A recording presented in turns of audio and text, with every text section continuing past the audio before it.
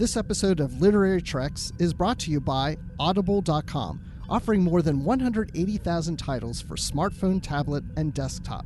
To get a free audiobook of your choice and to help Trek FM at the same time, visit audibletrial.com/trekfm.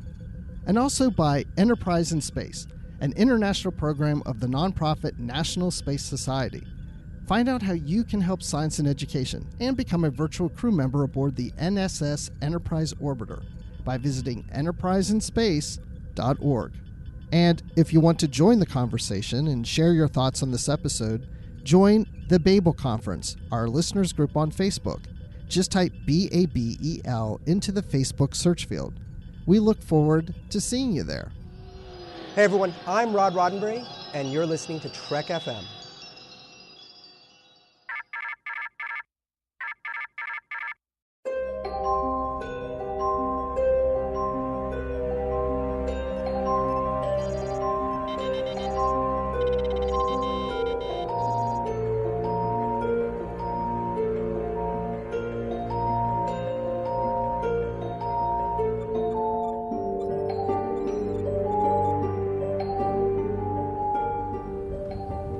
Are you taking all these books? I thought I'd take some light reading, in case I got bored. Welcome, everyone, to another episode of Literary Treks, Trek FM's dedicated books and comics show. I'm just one of your hosts, Dan Gunther, and joining me, as he does almost every week, is Bruce Gibson. Bruce, how's it going today? I'm doing really well. I have a little bit of news about myself that I'd like to share with you, Dan. All right. What have you got for us this week? I have read so many Star Trek novels, and because I'm on the show, I read them even more often. And I've noticed that it was time that I go ahead and get reading glasses. Oh my goodness. And I keep thinking of The Wrath of Khan when Kirk gets his glasses from McCoy. Oh, let me guess, you're allergic to Retinax 5. Exactly.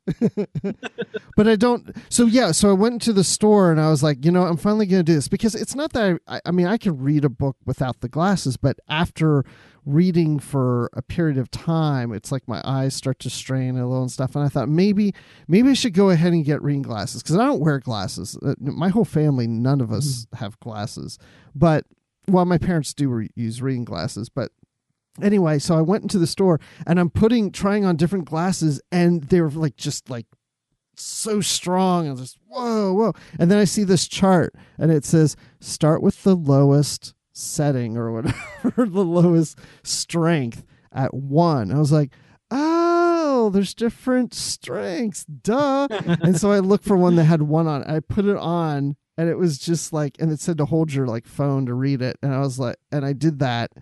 And I mean, it's not very strong, the strength, but it's just enough that actually when I was now reading Drastic Measures this weekend, I could read longer. My eyes weren't straining as long. So I feel like Kirk when I put the glasses on, here we go. Nice.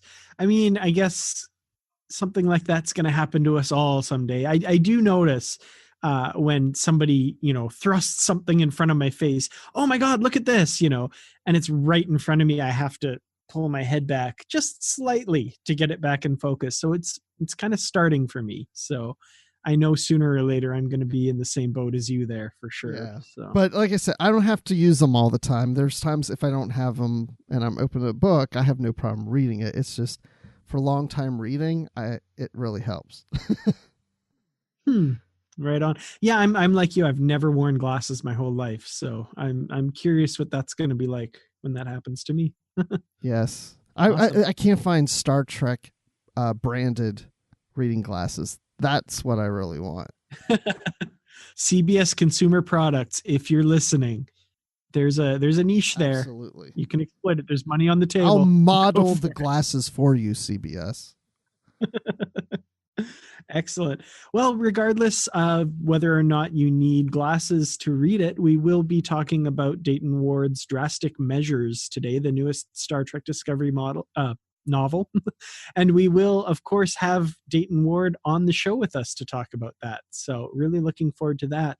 But first, we have just a little bit of news this week, and it's kind of actually Dayton Ward related as well.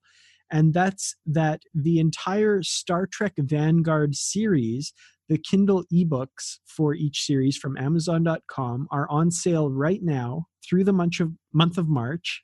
I can't speak today. Through the month of March for 99 cents a piece in ebook format.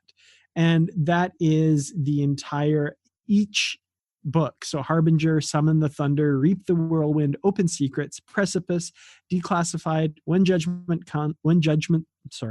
Judgments Come, Storming Heaven, and In Tempest's Wake. So each of those are available on Amazon.com in ebook format for 99 cents each through the month of March. So if you haven't read Vanguard, this might be a really good time to pick those up and give those a read, because they are really excellent books. I really enjoyed Vanguard. And it's one of those series that the authors that worked on it, you can tell how much they enjoyed it, because there's just so much love put into those books. You can tell that they really had a wonderful time writing those books. Yeah, I really enjoyed reading them. I read every single one of them, and I just recently finished reading Seekers 3, which is kind of a spin-off from those Vanguard books. So I've got Seekers 4 I need to finish, and then I'm done. But yeah, for the whole Vanguard series, I mean,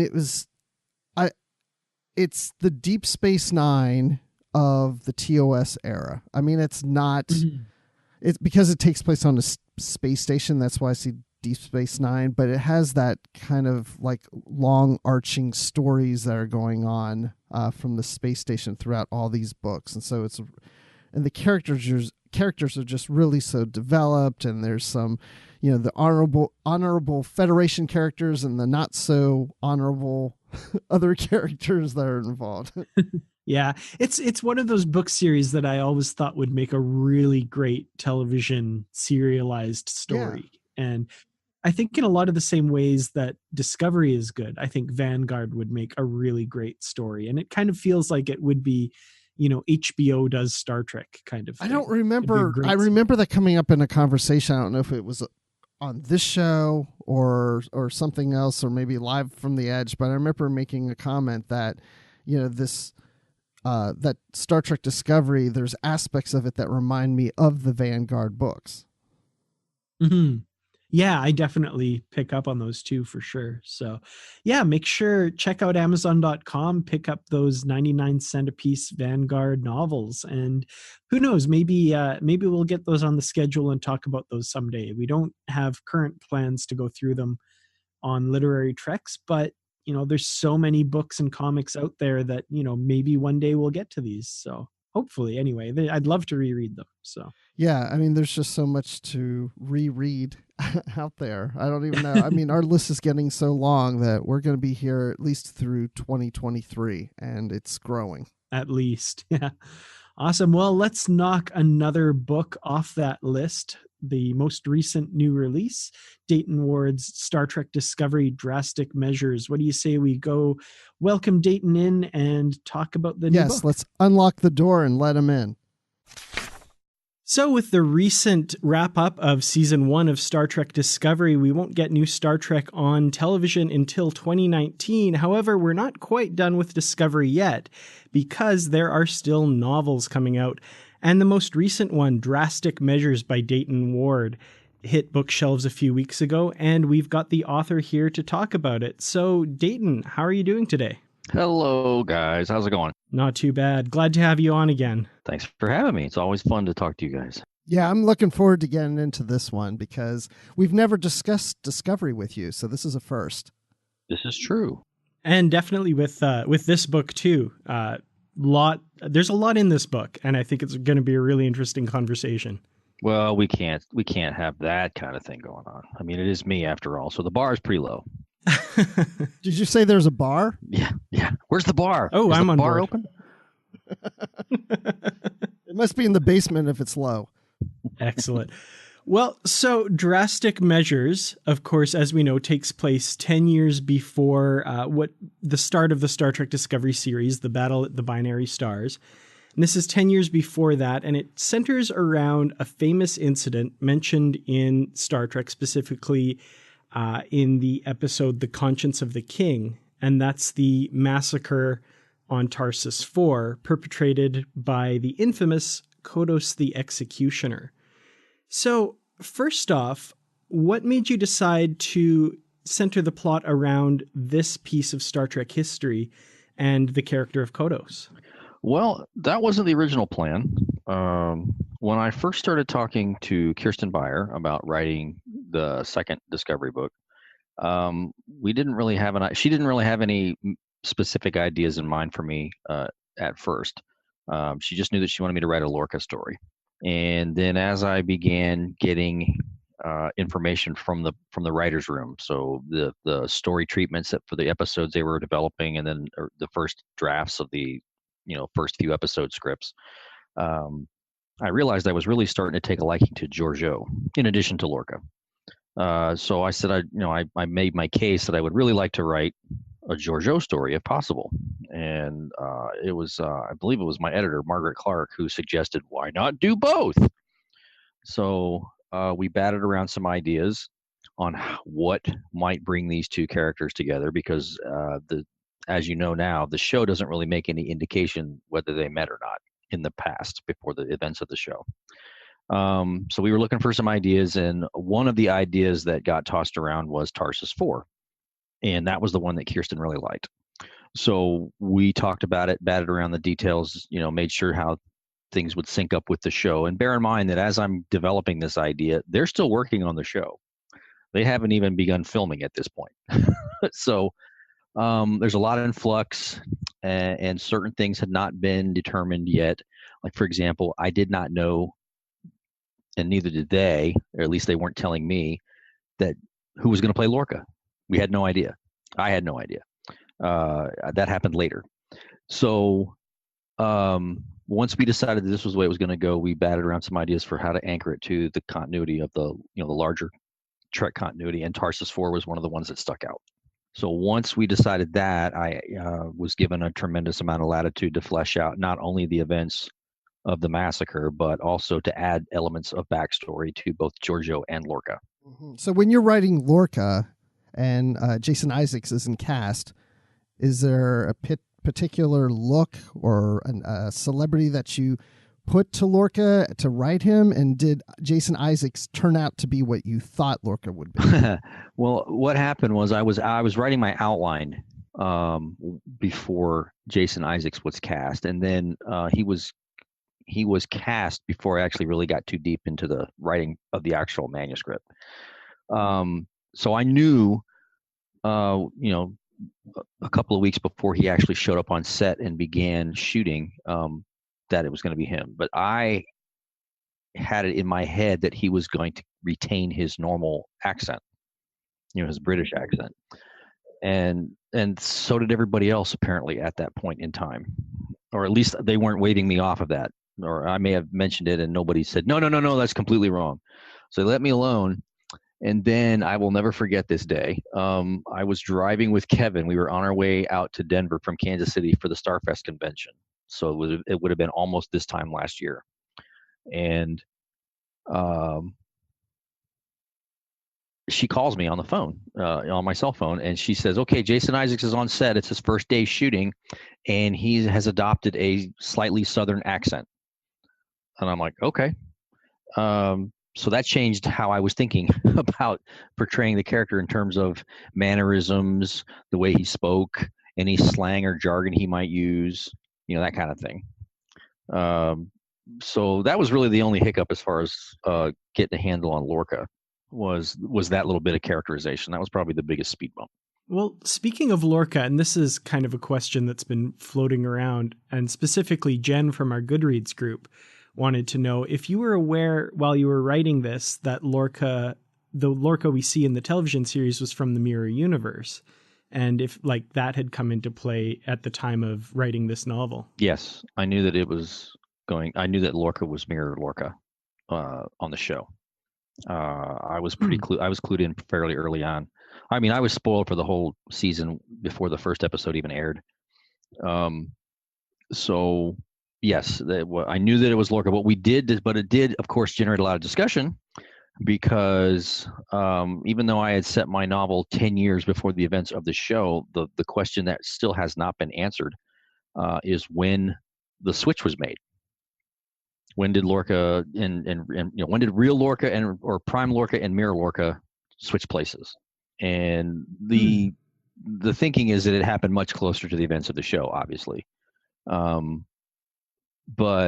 that has not been spelled out yet, nor, and as far as, what may or may not happen with Prime Lorca next year has not been discussed, or at least has not been discussed with me. So, and even if they had, I wouldn't be able to tell you anything anyway. Okay, so you can't really confirm that the Lorca in your novel is in fact the Prime Lorca then? I can confirm that much. It's Prime Lorca. That part was already. I think they spoiled that part on the show, on the After Trek talk show, that the switch was made much closer to the events of the series than my novel is set. So. Okay, well, it's kind of cool because you get the honor. I mean, this is the only piece of the quote unquote real Lorca that we've seen would be in this novel. Then that's kind of a neat little footnote in Trek history here. Yeah, it's a weird honor to have. I mean, I don't know how to explain that to the casual person. It's like, yeah, I wrote the first version of this character. That's the real version. What you've been seeing is an imposter. I'm like, and they're like, whatever, and they walk on. So casual people who don't watch Star Trek don't care. It was all us Trekkies are over the moon though. That's cool. As far as the characterization, obviously the writers of the show have they have an idea of what Prime Lorca is supposed to be like. And so they were able to help me as far as staying on the path of, how to portray the character in step with the way they wanted him. So what is the difference between Prime Lorca and Mirror Lorca? Does one say potato, one says potato? One says less filling, one says tastes great. That kind of thing. I've been enjoying your tweets and posts about that, actually. Yeah. Yeah. Because I did ask, in the week or two leading up to the release of the book, I did ask for what am I supposed to say?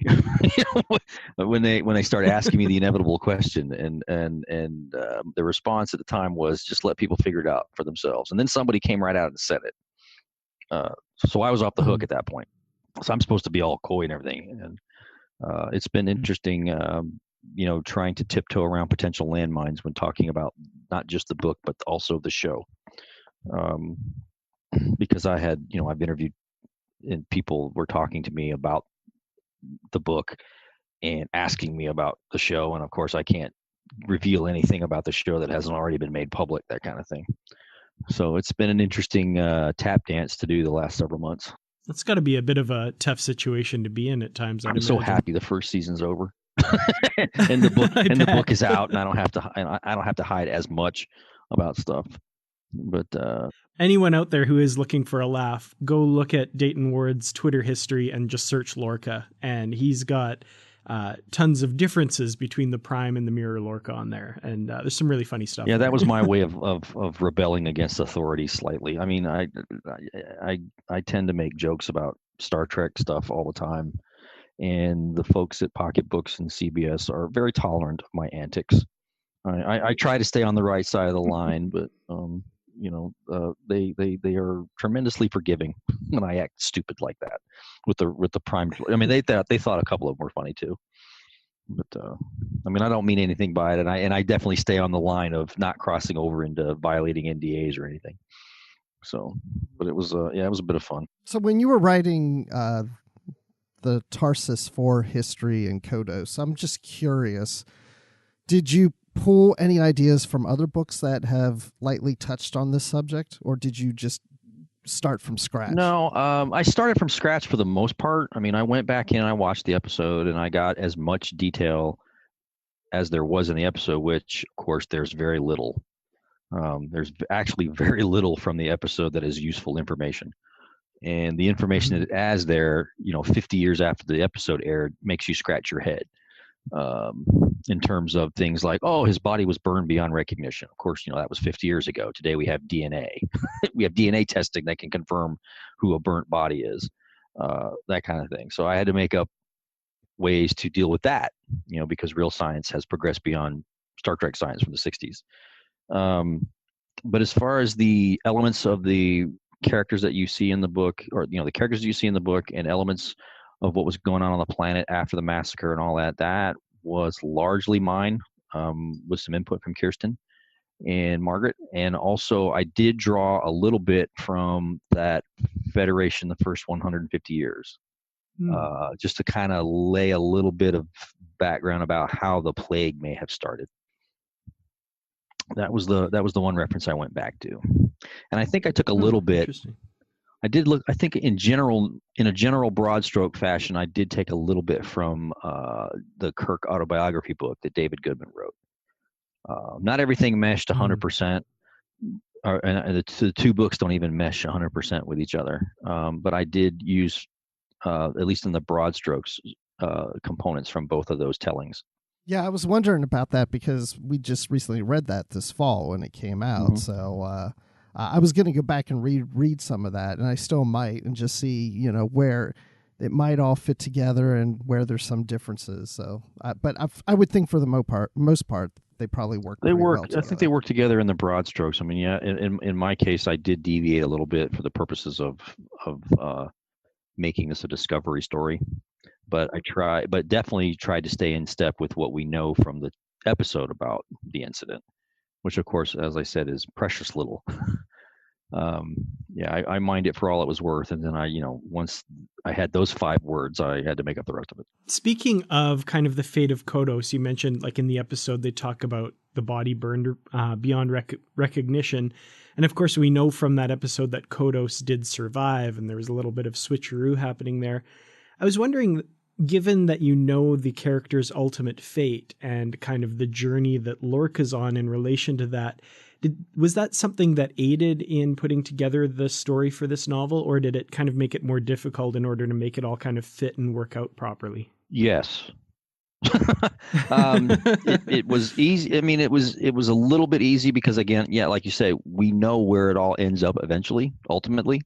But at the same time, again, some of the things, when you look at it with the modern eye, don't work, at least by themselves. You have to sort of help them out a little bit or prop them up a little bit. So yeah, it was both easy and yet challenging at the same time, because I had to come up with a way to honor what the episode tells us, but yet have it make sense to a modern reader who knows about CSI and DNA testing and all that kind of thing. Modern forensics and modern investigation techniques and things like that. Yeah, I found that was a really elegant solution. And I mean, I guess we're kind of getting into spoilers here pretty early on. So FYI, anyone who's listening, if you haven't read this book, you should grab it, get it open, get it read. We're getting into spoilers here. I'm pretty sure that makes us a batting 1,000 with me spoiling the book early in the interview, right? I've done that every time we talked. So that's totally okay. I mean, I think you guys put a special section and a special rule in because of me, right? Yeah. Yeah. We call it the Ward rule. Dayton Ward Dayton Ward rule. I can't even say it. It's just the rule. If you can't say it, you can't enforce it. Exactly. There you go. It's always a loophole. Well, but yeah, so that was really elegant solution. So there's kind of a switcheroo, and I really like, because I was curious when I was reading and they analyzed the DNA and they say, oh yeah, nope, that's definitely Kodos, but he's gone and altered the medical records and kind of made a switch with his right-hand man and his DNA records. So I thought that was, because, that is something, like you said, that writers in the 60s wouldn't have thought of. It wouldn't be something that would even occur to them. And nowadays there's just so much more to do in that area to make it all work. I thought that was really well done. I mean, we live in an era where everybody who's a potential juror, is a self-proclaimed expert in criminology because they've watched every episode of CSI or NCIS or any one of those other shows that has a lot of this stuff in it. And so, most people know what DNA can be used for. If they don't watch those shows, then they watch Forensic Files or they watch The First 48 or some other true crime show. So yeah, and of course DNA wasn't even a thing, or at least not a known thing back in the 50s or the 60s. Mm-hmm. So yeah, those are the fun things that you have to deal with when you're dealing with a property like Star Trek, where the real world science and real world space exploration and other events have superseded what was described on the show way back when. I typically don't bring this up on shows when we're talking about the title of a book, but Drastic Measures, and I think I recall that being said in the book somewhere. So why call it Drastic Measures? Is that a good framing title to describe what this book is about? Well, I mean, it comes directly from the speech that Kodos gives before he issues the order to execute the colonists. Spoiler alert. So it says the revolution has been successful, but drastic measures are required to ensure the survival of the colony. So that's where I pulled the title from. What's funny is that once it was announced that Drastic Measures was going to be the title, of course, this is on the heels of Dave's book, Desperate Hours. So of course everybody's wondering what the third book's going to be, Disco Fever or Danger Zone or whatever it was. We were tossing around as joke titles for book 3. But in reality, Dave actually had a different title for his book going into his writing, and he changed it from that title to Desperate Hours at some point after I had decided on Drastic Measures. So we're like, everybody's going to wonder what the deal is with the title, the title template. I'm kind of loath to admit this, but before we started recording, I had the book in front of me and just repeated Drastic Measures, Drastic Measures, Drastic Measures, because I've been calling it Desperate Measures, Drastic Hours. Yeah. If you open up the cover of that front blurb there, the teaser blurb that's right there inside the front cover, I think it actually has Kodos' speech, and it has including the Drastic Measures reference. And speaking of Kodos' speech, it's always been fascinating to me because of that particular language where he says the revolution has been successful. And I always kind of wondered what the story around that was. Right. And I really like how you're able to kind of bring that in and Kodos' mindset and what he's doing. Maybe if you could talk a little bit about how he approaches this situation and what he's trying to accomplish beyond just the supposedly altruistic measures of saving everybody else in the colony. Well, I mean, don't get me wrong. We can't excuse what he did. There's no good way to spin this. But on the other hand, the best villains are the ones who think they're acting for noble reasons. Even if they're out of their minds, they still think that they're the good guy in this equation. So that was sort of where I started with Kodos was, he believed he was right. It's to some degree. Whether he eventually experiences self-doubts or second guesses himself, which I have him do in the book, I would expect that to happen from someone who's not a completely raving psychopath. So I started there, and then as far as the revolution, there was that's the only reference to that in the original episode. They don't give any sort of context to that, so we have no idea what that meant. And so when I was talking about it with Margaret, we were trying to decide which way we were really going to go, and we decided that the revolution in this sense would be sort of metaphorical. It's not like an uprising or a civil war between the colonists. It would be more of an ideological revolution. It's like, okay, we got thrust into this situation against our will, and now look how we're paying the price for it. So we're going to take back what's left of our lives on this planet and proceed forward from there. So that's how we decided to go from there. Or from that idea.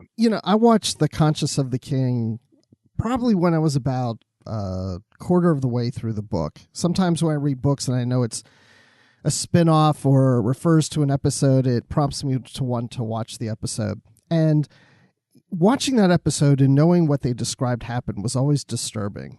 And Dayton, don't take offense, but I find your book to be disturbing. Well, that's good. You were supposed to find it that way. I mean, it really has all this weight to it really hits home when you think about, wow, there's 8,000 colonists and 4,000 are just killed, just like that. And then also like the way you tied in how there was a different colony brought to the planet, that they wasn't just a colony of these 8,000, they just separated them, but there was an infusion of two different colonies brought together. And so there was already some discomfort between these two groups. Right. If you are feeling it at all like there might be a parallel to anything relating to current events with respect to, let's say, the relocation of refugees from war-torn countries or immigration debates, go with that feeling, because that is what fueled a lot of that. A way to obliquely speak to the sort of things we're dealing with right now, and how refugees are a legitimate real-world concern, and yet they're being shunned, or they're being reluctantly taken in, or people feel like they're being forced to take them in or have them resettle in their communities. And then, of course, the animosity that springs up from those circumstances. Yeah, that was a total... Yeah, I'd be lying if I said, no, I didn't think at all about that while I was writing that book. No, that's crap. I completely was thinking about that the whole time I was writing the book. And the scapegoating that inevitably comes out of that too was heart-wrenching, I think, because it, like you say, it's so familiar. Oh yeah, we talked about it and how to lay that in there without. I mean, I didn't want to beat anybody over the head with it, but it was, to me, the parallels were obvious once we started to flesh out the backstory of how the colonists got themselves or were thrust into this set of circumstances to begin with. Because again, we had nothing to work with from the episode. All they said, but there was a plague and 4,000 colonists had to get killed in order to save the other half. They don't say why. They never explain anything going into that decision. So I had a pretty clean slate so far as figuring out Kodos' motivations.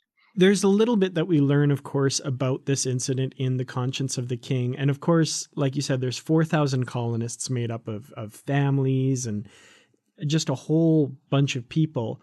But one thing we learned in The Conscience of the King, of course, was that Kevin Riley from the Enterprise was there as well.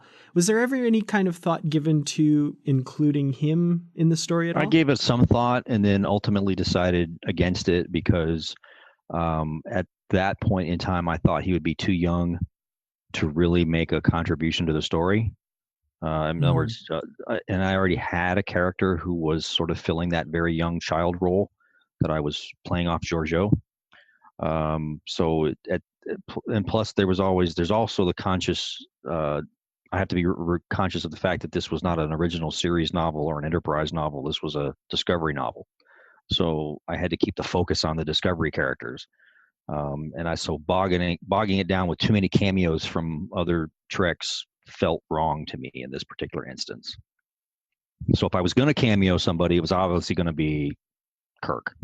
I think that almost maybe lends a little bit more to the story too, because, you think about all of the lives that this affected. It wouldn't make sense to kind of have them all pop up in the story, just kind of almost that knowledge that there's so many people that it affects that you can't even mention. And that's also why I did not go with the initial impulse to include any mention of Hoshi Sato and her family. I mean, there's some debate about whether it actually happened or not. And, if you know the story that for the Mirror Universe Enterprise episodes, Mike Sussman wrote a bio for Hoshi Sato that the Mirror version sees or Mirror Archer sees. And that, it says that she and her family were among the colonists that were killed on Tarsus IV. But that part of her bio never makes it to the screen. Sussman wrote it, but it's never in the final version of the episode that you see on screen. Believe me, I checked. I freeze framed the Blu-ray and everything, and I took a snapshot of it to make sure I had the proof. When the inevitable debate started, and so once it was inconclusive that she was there, but it was an interesting aside as far as the trivia. I thought, well, okay, there's still 4,000 other colonists, on the planet, and 4,000 colonists that get killed, and so I left it inconclusive on purpose for her, so that it can go either way at some point in the future. If somebody chooses to definitively just, map out what happened to her later on after the events of Enterprise, then it's an open book for that writer. There you go, folks. It's not canon. Yeah, I mean, it's pretty close. I mean, it's about as close as you can get when you're talking about someone who wrote for the show and actually created the material to be used on the show, but then it never actually makes it to the final shot of that inset picture of the bio on the screen. Because somebody was arguing that it was absolutely there, they were absolutely sure of it, and I'm loaded the Blu-ray going, nope, Not at all. Not even close. And I have the proof. So yeah, I mean, it was. And then once it wasn't definitive, I thought, well, which way should I go? And then I fell back on my idea of I don't want to overload this thing with too many cameos. Well, one of my favorite cameos in here, really great character, and I wish we would have gotten more of her, was Trek FM's own Charlene Schmidt. Yeah, misspelled last name. Yeah, I know. I totally screwed that pooch. I don't even know how that happened. So my heart was in the right place. I just didn't verify my facts apparently, or I changed it during an edit. I have no idea. But that's okay because this isn't the real Charlene Schmidt. So I'm sure she yelled. She was very profane in my direction when she saw that. So sorry. The other thing I found interesting when I was going into this book, because it takes 10 years before Discovery, I thought, well, I wonder what the uniforms look like. Are they the ones that we see on Discovery, or are they the ones that we see more of like on the Cage, or even from the Kelvin in the Kelvin universe? You know, and I liked how you never really called out what the uniforms were. I make hints to, that it's a two-piece uniform and then there's a top that you can take off and that kind of thing. But I don't come down one way or the other because they had not decided as far as any backstory they're going to fill in. They had not yet come down on what the uniforms may have looked like 10 years prior. So I left it vague on purpose. Cool. Yeah, I did notice that there was kind of, it never really got pinned down, which I kind of appreciated because in my head though, they were dressed in the Discovery uniforms or a variant of the Discovery uniform, a slight variant or whatever. I mean, it was in my brain, that's what I saw. And as far as the weapons they carry, in my head, they were totally carrying the Discovery phaser rifles and phaser pistols. Because if for no other reason than they look cool. Really cool. Yeah, they are cool. Well, one literary device that I enjoyed in this was the every so often you'd get a chapter of this book within a book, kind of a history of the massacre of Tarsus IV. And also the revelation at the end who the author is, I thought was really well done and brought a smile to my face. What made you kind of decide to use that as a literary device to frame the story around? I came up with the idea back during it was actually last summer. I came up with the idea to use the literary device, and because I was I remember talking to Kevin about it, and Kevin is the one who gave me the title, the 4000. Because what I wanted was to evoke sort of I don't know if you've read it, but Max Brooks' World War Z, where basically just a series of interviews with people who survived the zombie war. And absolutely one of my favorite books. In my original idea, I wanted the writer, the narrator, or the interviewer to not be a character. It was just going to be a voice that facilitates what you hear from the interviewee. So I wanted to affect that sort of approach because that's one of my favorite books too. It's such a well done book and very captivating. And if you've never done it, I highly recommend the audiobook version because it's better than the book itself because it's a full cast audio drama and they really throw themselves into it. Agreed. It's fantastic. So that was what I wanted. I wanted that approach, but it was Kirsten who came back and said that she wanted the book writer to be a character, and she suggested it be the girl. So I had to so I went back into my revisions and I wrote that tag scene at the end where she is with Georgiou on the Shenzhou. That was all Kirsten's idea. Interesting. Yeah, I like that. I also, and it's interesting you bring up World War Z because that's perfect. I also kind of imagine in my head this book being adapted into some sort of something that I would have loved to have seen World War Z adapted into. Actually, it would be like one of those television shows where they do the recreation of what's going on with the kind of silent actors while there's a narrator talking over the. My idea was that they should have adapted it the way they made the miniseries Band of Brothers. Where they open with the interviewer who is the interviewee is the older version of the real people who fought in the war as they are today. And then the rest of the episode is the flashback with the events that they were in. And that would have provided the form for having the action that you would need in a movie or a television show instead of it just being a documentary. But yeah, that was I really love that approach as far as interviewing and recalling the events through the interviewee's eyes. And that was what I wanted for those chapters. And then, it was Kirsten that totally nailed it with the idea of having Shannon be the author. It really did evoke that same feeling, watching, like you said, Band of Brothers or something like that, where, that kind of narration. And I was thinking, complete with the Kodos is alive, quote unquote, conspiracy dun, dun, dun. theory, it would just be perfect on the History brain. Channel. No. Yeah, exactly. I had a lot of fun with those chapters. Once I figured out what I wanted, once Kevin gave me the title, which is so perfect because it's so simple, and the title itself is sort of a veiled homage to when you refer to the colonists as the 4,000, the massacre colonists. To me, that's almost like a sly salute to the 50, which is the 50 prisoners from the German POW camp who were killed after the events of the Great Escape. They're referred to generally as the 50 because the Germans, once they recaptured all the prisoners that had made the escape, they killed 50 of them, and then those people were pursued later for war crimes. Speaking of the Discovery characters, so Georgiou and Lorca, some of my favorite scenes in this book was the relationship between the two of them. And I mean, they weren't real close. They didn't know each other all that well, but Lorca did seem to have some issues, as what was hinted at in the later series, even though we now know that he was the mere Lorca in the series, but this isn't mere Lorca.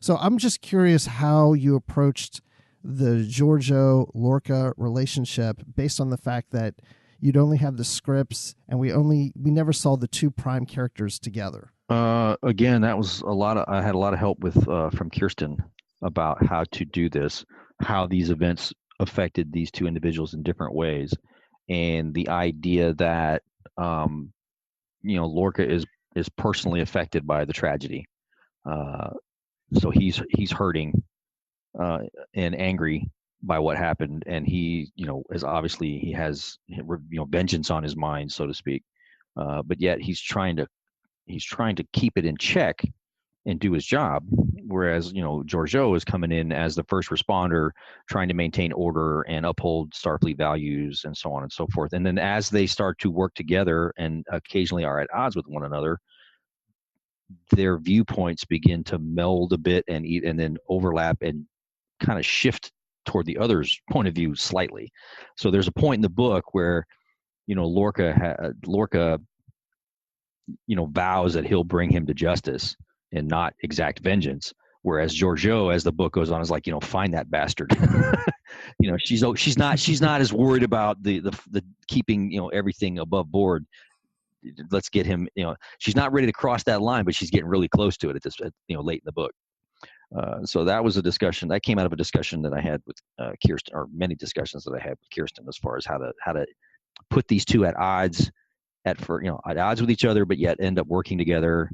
And then coming away with a grudging respect for each other, and yet still maintain some space there, because at the time it was not decided how, when, or if these two characters had ever on screen knew each other. So I was trying to again tap dance around a lot of unknowns. Well, right. It's interesting too, because when you've written other Star Trek novels based on TV series, you've had that advantage of getting to know the characters on the series and seeing them and visualizing and hearing the voices. And I would think that writing this novel, even though you had read the scripts or knew the storylines, would be similar to writing an original Star Trek novel series like Vanguard, where, everybody is approaching it from more of a literary standpoint and not from a visual standpoint. Right. Yeah, there was a lot of that. It was more like writing one of the spin-off novels like Vanguard or Seekers than it was writing Next Gen or original series or one of the other shows. And, as I've explained in other interviews, the challenge here was not only, this is the first time I've written a Star Trek novel where the show is in active production. And not only that, but the show was in development at the same time I was writing my novel. They were still working out the kinks. They were still going through their own growing pains. They were still figuring out what worked and what did not work. And sometimes they would make a change, as happens, as part of the organic process. And it's not, I was not affected significantly, as it ended up happening. I mean, I may have had to make a couple of minor changes, but it was nothing that made me rewrite whole sections of the book or rethink whole sections of the book. I got very lucky on that. But yeah, it was just a different vibe because, again, I don't have the benefit of an entire television show that has ended its run to draw on as far as characterizations and relationships between characters and things like that. I had to totally wing it in some regards, just like we would if we were writing an original novel or a Star Trek novel that's not based on one of the shows. And I'm assuming that's probably part of the reason why it's set kind of so separate from the series. Oh, I totally did that on purpose. I said, I'm going to write a prequel and I'm going to set it 10 years before, or whatever it was. I didn't say that to begin with. I just said, I'm going to set it well before the events of the show and hopefully avoid all the landmines and booby traps that are there by trying to set it too close to the show. And so I was spared. Hopefully not have to rewrite the whole thing at some point. Exactly. So I did that, believe me, on purpose. This was not an accident that I chose to go back that far. Well, one of the effects of that decision, of course, is that you're creating a lot of original characters too. For me, one that I really ended up liking was Jen, the Betazoid character. And I loved how you kind of played with that, like, do they or don't they know what Betazoids can do? And how she's kind of, what are you, psychic or something? Or something. Well, I mean, it was, I really like that. I think that was actually Margaret Clark's idea, was to include a Betazoid character. And because I definitely wanted to include some alien characters amongst my little group of Starfleet officers. But, TOS was somewhat limited with the number of alien species that were in Starfleet. And, we kind of pushed the boundaries of what you could get away with in that time frame with Vanguard and Seekers, and the comics did it with early voyages. And in fact, if you may have caught it, there's a reference about there being a Vulcan and a Lyrian on the Enterprise. And the Lyrian is, of course, the character from the early voyages comic. But my original idea was to include a Kelpian, and I was, and it was a smart move to avoid doing that in retrospect, because that way Saru ends up being just a very cool character with his own spotlight throughout the run of the first season. So I'm glad I took that advice and did not include a new Kelpian character and not taking away the spotlight from Saru. Well, I love that one line, and I can't remember which character says it, but she's talking about the Denobulan fellow officer of hers. And she says, why is it every species we humans meet, it can do something way better than us? And I'm thinking of this Betazoid. I'm like, oh, you have no idea. Yeah, that was a little, the Denobulans are a safe bet. You can include Denobulan or Denobulans. God, I can't say it anymore. Denobulans. You can include those in the pre-TOS books because, or in TOS and in earlier books, because we get Enterprise to cover us for that one. But, it gets the list of potential aliens in Starfleet, at least on screen, is very short in the TOS era. So we were mentioning that long ago, that we're starting to see more Denobulians in the different novels now. And when I saw that, I was like, "There's another one." Yeah. I'm going to start counting. Well, I mean, Kevin and I did that years ago. We introduced a Dr. Trop in the next gen novels. And as an assistant CMO on the Enterprise, working with Dr. Crusher, and then one of us got the harebrained idea to include a younger version of that character in the Seekers novels, which not everybody catches that reference, but most people who are the hardcore readers, obviously they get it. Yeah, Denobulans are fair game. They're awesome.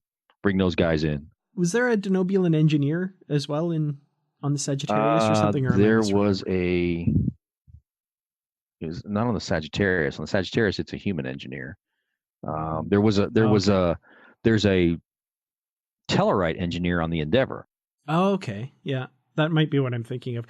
Bruce, we need to go do the Vanguard novels on these shows. Yeah, you do. And they're 99 cents in Kindle format and Nook format all this month. They are. We actually mentioned that in the news segment at the top of this episode. Yeah. Well, I think we need to talk about a section in this book that I think maybe some people, if they're not paying attention and aren't careful, might have missed. And that's this section at the very back, after the about the author, after the acknowledgments, that just says elsewhere. And I'm really curious about this chapter.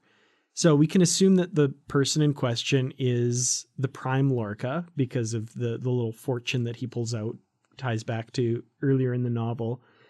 Where is this taking place and when, if you're able to answer those? It's not on the page. I can't answer that. It's written that way on purpose. What's funny is what you're reading, what does it end up being, like 3 to 4 pages? My original draft of that scene was about double that. And it was very surgically edited. And to remove various clues as to where he is and how long he has been there and who his hosts are. A lot of that was removed. And since it was removed, I am not at liberty to share what I wrote. No, because it's removed. That means it's scrapped. Yeah, okay. It's trash. You clear that with CBS, and I'll be happy to talk about it. But there, I can see the ninja looking in through my window from the hedge right now. The CBS NDA protector ninjas are out there. No, it was written that way and was left that way on purpose, as to kind of spark discussion, and whether or not we get to revisit that is anybody's guess at this point. Interesting. That's about the level of information I figured I'd get from you on that. I mean, I have some guesses as to what's going on. Now, you guys can guess all you want, and I'll be happy to sit here and not say a thing in response to any of your ideas. All right. Well, I'm also wondering if this is a question you can answer. Where did the idea for that last little bit come from? Was that something you came up with, or was that something that came from somewhere The idea else? was a mutual discussion between myself and Kirsten and Margaret, and it was my idea to pitch it as a post-credit scene. I just love the idea of that. I have always wanted to do something like that. I mean, you've seen similar approaches to that in other books, but they're usually a tease for an upcoming novel, like, here's an exclusive excerpt from the next novel in this series, or something like that. I don't know that there's any I can't recall any offhand examples of a legitimate prose version of a post-credit scene like in a Marvel movie, where there's this unrelated scene that's just a tag at the end of the film after the credits have finished rolling. I can't think of any examples. Somebody said that they've seen something similar, but I've never been able to find it, at least not in a Star Trek novel. So when I floated that idea, I got really excited about, hey, well, nobody's ever done this before. I want to be the first one to do this. And they went with the idea, and I said, it's got to be, and I kept pushing. It's got to be after everything. It's got to be after the acknowledgments and about the author and any advertisements you throw back there and whatever else you've got. It's got to be the last 2 or 3 pages in the book, and so that anybody who's not paying attention will miss it and then have to go back and read it when they see people talking about it online. That's what I wanted. and then the best part of this was when I got emailed by the lady at Simon & Schuster Audio, because they were prepping the audio book, and they were getting ready to sit down with the voice actor Robert Peckhoff and do the recording. And she said, "Now, you're sure you want this scene at the very end, after about the author and after the acknowledgments and after the the credits for the audio presentation?" I said, "Yeah, it's got to be the very last thing you hear in that program." And it was brilliant. I didn't even think of the audio. Yeah, I didn't either until she asked me about it. I'm like, "Oh my God, that's awesome! We have to do that." And when I laid out the reasoning, she was totally on board and excited about doing it. She's like, "Oh yeah, this is going to be cool." Because it'll be funny, because they'll if you're looking at it as a digital download and you're looking at the listing in your iPod or your iPhone or whatever you're listening on, you're going to see the number of tracks, and of course the book will end, but yet there's this extra track at the end that hasn't been played, and you're like, "What the hell am I reading? Or what am I listening to?" And that was the effect I wanted. So it's as close to a Marvel post-credit scene as you can get in a novel, I think. That's awesome. I think, most Marvel moviegoers have been trained to stay till most the end are now. But there's always that one guy that gets up. Oh, you always you shake your head as they're walking out going, "You don't even know." But yeah, hopefully we can train some people to flip right to the back. Friends don't let friends leave a Marvel movie before the credits run. So this talk about Marvel, I think this is a hint that the character at the end of the book is actually Stan Lee. At least That's how I'm going Thanos, to. it's Thanos, right? Yeah. And the paper is actually one of the Infinity Stones. And then Nick Fury pokes his head in the cell and asks him if he wants to join the Avengers. Well, there is kind of one more cameo appearance that we didn't mention that I should bring up, and that's, of course, we get at the end, one of Starfleet's vaunted brand new Constitution-class starships shows up, the Enterprise, commanded by Captain Robert April. And I really enjoyed your characterization of April. Of course, we see him in the animated series in the Counterclock incident. But, and correct me if I'm wrong, I'm thinking some of the characterization of him in this book comes from some other novels that have been written in the past. Yeah, and this is actually one of the bits from the Federation book, the first 150 years, because they say that the Enterprise is one of the ships that arrives later to help out with the crisis. Oh, okay. And at that point, it would have been under Captain April's command. So I decided to keep that. And at this point, I don't think I had yet seen the script for the last episode of season 1. So I did not yet know there was going to be that cameo at the end of that episode. So I went with this. And then as far as the characterization for Robert April, that is totally a hat tip to Diane Carey's portrayal of the character from her novels, Final Frontier and Best Destiny, which are favorites of mine. And Greg Cox has also used a similar characterization anytime he's written an April story, since those 2 books were published. So yeah, absolutely, right down to the cardigan, that he wears over his uniform. That is totally Diane Carey.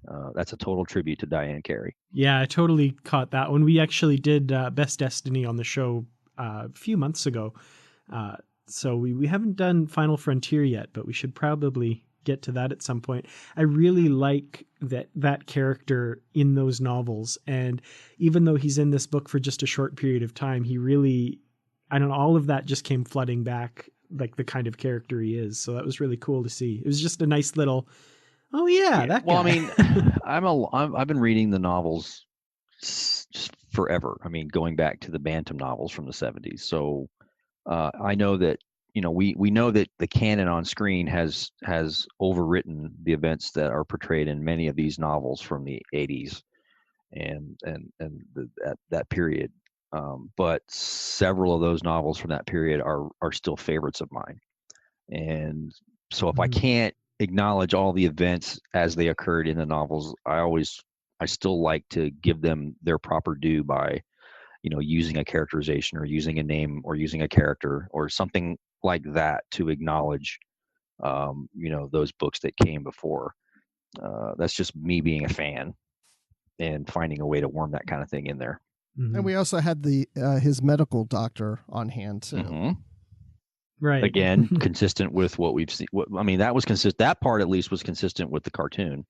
And I'm sorry, animated episode, and also Diane Carey's portrayal of that setup. Well, I can't speak for anyone else, but I really hope that this particular novel becomes the favorite of a lot of people, because I really enjoyed this one. I thought it was really excellent to get to see that historical event from the eyes of kind of people on the ground and put it in a context that includes Star Trek Discovery. It was really cool. I'm glad you like it. Thanks. I appreciate it. It was a lot of fun to write. Definitely a challenge, but a lot of fun. Yeah, I enjoyed it too. And it was interesting because of the connection it has to a TOS episode. So it gives you background to a TOS episode, yet it's involving characters from Discovery. So it's a nice blend, converging those 2 different series and universes together. And so that was a lot of fun. Well, that was something that Dave and I both talked about when we were working on our books, was that, this is an opportunity to help anchor Discovery to the larger framework, the larger Trek framework, and do it respectfully and not trip over anything. That's one of the problems with a prequel, is that there are going to be inconsistencies introduced just by the fact that you're creating a show 50 years after the show that it's supposed to come before or whatever. And it's like, yeah, we can't get around those kinds of things, but we can definitely find ways to sort of stitch it together and try to make it fit as best as possible, as seamlessly as possible. given the practicality and the realities and stuff like that. So we're both huge fans of the original series. We're both, we both love the original show, and we both want to do right by it, and not just push it aside because it's no longer the fresh new thing. It's like, nope, it's it's still the original show. It's still the one that was there first. It has its, we have to give it its just due, and we're both fans, so it's not like you're forcing us to do this. It's not like it's a hard job to do. I mean, it's fun to find ways to thread these things in there. Oh, definitely. I'm a huge fan of this massive shared universe that, you guys get to play in and we get to read about and watch. So it's always fun when that stuff gets tied tighter together. It adds so much more when you're watching these episodes to kind of have this backstory built into it, both for Discovery and the original series. Yeah, I mean, now, so. I'm obviously biased because I got to watch the show come together almost from the very beginning. I mean, I knew that Kirsten was on the writing staff like December of 2015.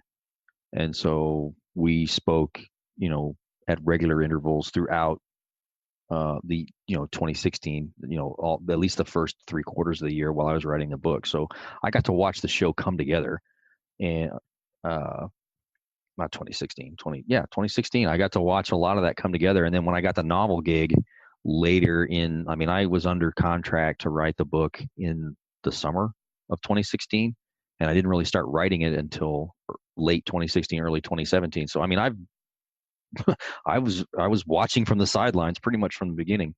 So I'm very biased about the show because I watched it come together, and I watched all the work that they put into it and the effort they put into it. And we had, numerous conversations about how it fits with the larger Trek mythology, and even just, despite the fact that it's updated and it looks modern and that kind of thing. It's like, no, they did take great pains to make sure that it sits in its proper place in the timeline. So, that's why I don't have a lot of tolerance for people who dismiss it out of hand as being some cheap cash in, or it's disrespecting the canon and all that crap. Like, no, it's not. They may make a mistake or something, but it's a mistake it's not malice. It's just happens sometimes. But it's definitely not due to lack of effort or lack of caring. Yeah, no. And if you're at all even half paying attention, it shows. I mean, I think at this point with the first season done, anyone who, would just dismiss it like that is just, they're just trolling. They're I'm not as hardcore and protective of the original show as you're going to find among fandom.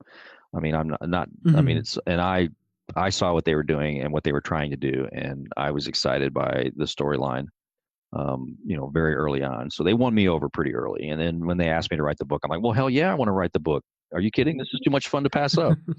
You're going to give it to somebody else, right? No way, not that. So. Well, do you have anything coming up on the horizon that our listeners should know about, Star Trek or otherwise? I have all stuff coming up, but I can't talk about any of it. It's weird. I'm in this weird zone where I'm working on stuff, but it hasn't been formally announced. And so I'm not at liberty to discuss details about any of it. I've got 2 books that are coming out later this year that are Star Trek related. They're not novels, but they are Star Trek related, and they're due out in the summer, but they have not yet been formally announced. I have another book that I just handed the manuscript in. That's also a Star Trek book that'll be out in early 2019. That has not yet been announced. And I'm also working on a tie-in novel for another property for another publisher that has not been announced. And I'm also working. We can't be friends. It's weird. I've work. got like 4, 5, 6 things going right now, and I can't talk about any of them. And I've got another project. Yeah. Well, they know you're good at that. I've got another project that I'm doing for another firm that's not a tie-in in the strict sense, but it is work for hire because it's a universe they've created.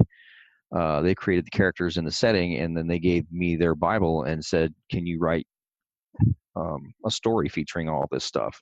And it's for online, it's a special application it's a special app that's designed to work with marrying prose to graphics, like an illustrated novella, and sound effects and music and all that kind of stuff. And so I'm writing the prose portions of it, and they're going to marry that up with art and sound effects and whatnot that you can access on your mobile device.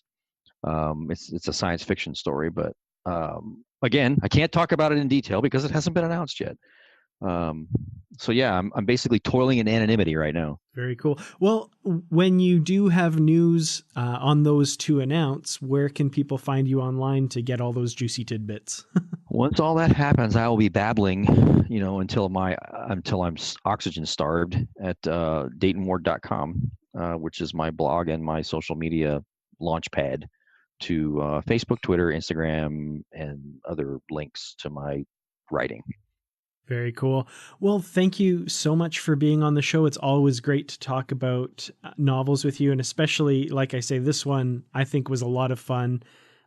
Dark subject matter, but very, very cool. And I think our readers would really enjoy it. So if you haven't already picked this up, what are you doing? You just got it all spoiled. But if you still want to read it, and you should, go grab it.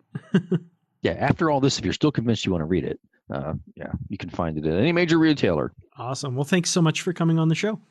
Yeah, thank you. Thanks for having me. Thanks for having me, guys. I always have fun here.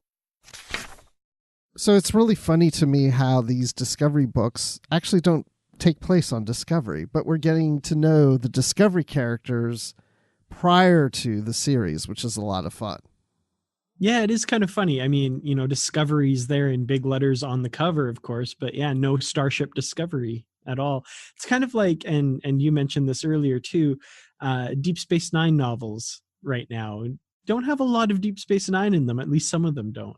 And then the Enterprise, the Rise of the Federation novels, the Enterprise is in some museum somewhere. So, there's kind of this tendency to not have the named ship in the actual book. Yeah, and then there's the Next Generation novels that don't have a generation. I don't know what I'm talking about. I'm just kidding. Awesome. Well, it's been fun talking about Discovery without Discovery today, but it's not the only thing we've been discussing on the network. So here's a quick look at some of the other things you may have missed elsewhere on the Trek FM network. Previously on Trek.fm, The Ready Room. I'd like to see a starship where the chief medical officer is a Tellarite and see his bedside manner. I'll see your crappy Louis Zimmerman hologram Right. amalgamation and raise you a Tellarite doctor. Yeah, The 602 Club. This is such an incredible beachhead in terms of what they do with what we've come to expect now with like the beginning of Guardians of the Galaxy or resurrecting Peter Cushing. Warp 5. We share about 50% of our DNA with a banana, so I think we're a bit closer to reptiles than 50%. But still, so what you're saying is it's possible to have an intelligent banana. I'm not saying that. I'm just saying that 50% banana. To the journey! Bolians don't have a lot of hair. That we know of. So, I mean, we've never seen a shirtless Bolian, have we? Not that I can recall, unless it would be in sickbay or something like that, but I can't recall an incident of a shirtless Bolian. How do you know that they're not hairy-chested? I kind of love the idea that, like, from the neck down, they're covered in hair, but they're bald on top. And that's what else is happening on Trek.fm. So check out all of these shows and join the conversation about your favorite corner of the Star Trek universe and beyond. You'll find us wherever you get your podcasts. If you're an Apple user, be sure to hit the subscribe button in Apple Podcasts on iPhone, iPad, or Apple TV, or the desktop iTunes app to get the latest episodes as soon as they're published. And please leave us a star rating and written review. And you know what? If you do, we'll probably read it here on the show. And if you're not an Apple user, well, you can find our shows on Google Play Music, Stitcher, TuneIn, Spreaker, SoundCloud, Windows Phone, and in most third-party apps. And you can stream and download the MP3 file from our website or grab the RSS link. If you'd like to help us keep all of our shows coming to you each week, you can become a patron of the network on Patreon.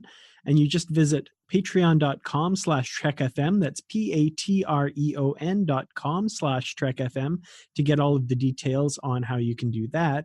Perks can include early access to episodes, exclusive content, producer credits, and more. And those are all available through our special patrons website, Patron Zone. It requires a great deal of money to produce, host, and distribute these shows each month, and we would really appreciate any support you can give us, and we hope you'll join the team. Again, you'll find all the details at patreon.com/TrekFM. And if you like this conversation, you can join the larger conversation in the Babel Conference, and it's our listeners group on Facebook. Just type Babel, Babel, into the search field on Facebook, and it should go right to the group. And if you'd like to send us an email, all you have to do is go to our website at trek.fm/contact. You'll fill out the form and choose the show of Literary Treks, and your email will come right to us. And you can also find the network on Twitter at TrekFM and on Facebook at facebook.com/TrekFM. Of course, Literary Treks is all about Star Trek books, and we keep track of those books on our Goodreads group. We have bookshelves there with all of our previously covered books, as well as the currently reading section, so you know what's coming up for future shows. You can follow along there. And there are also great conversations happening about all the books and comics that make up the Star Trek universe. Just search for Literary Treks on Goodreads and click Join Group, and one of us will let you right in. We'd like to take this moment to thank Norman C. Lau, Ken Tripp, Greg Rosier, Brandon Shemutala, Justin Ozer, and Jeffrey Harlan for their support of the Trek FM network, and for being associate producers for Literary Treks as well. Now, Bruce, when you're not remotely taking control of a fleeing ship by using its prefix code, where can we find you? Well, you can find me hiding because I don't want to be caught doing that. But you can also find me on Twitter at Admiral_Rex. And you can find me talking Star Wars on the Star Wars Report podcast at StarWarsReport.com. And you can go back and listen to our Live from the Edge shows that we did immediately after each episode of Discovery. And, of course, I'm always in the Babel Conference. And Dan, when you're not trying to disguise yourself so no one discovers that you're an executioner where you've shaved your head and your beard and your mustache, where can people find you? Well, thankfully, I think you might have me confused with someone else because this face don't grow no beard nor or mustache. Can you grow a beard? Not one that looks any good. Let me just put it that way. So you can always be assured that I am not a mass executioner, nor am I from the mirror universe. So that's always good. But when I'm not worried about my facial hair troubles, you can find me on Twitter. I'm at Kertrats. That's KERTRATS. You can find me on youtube.com/Kertrats Productions, where I make videos talking mostly about Star Trek, and on facebook.com/Kertrats Productions, as well as in the Babel Conference talking about Star Trek. Well, thank you everyone for listening, and until next time, live long and read on. What do you call that, light reading? To each his own, number one.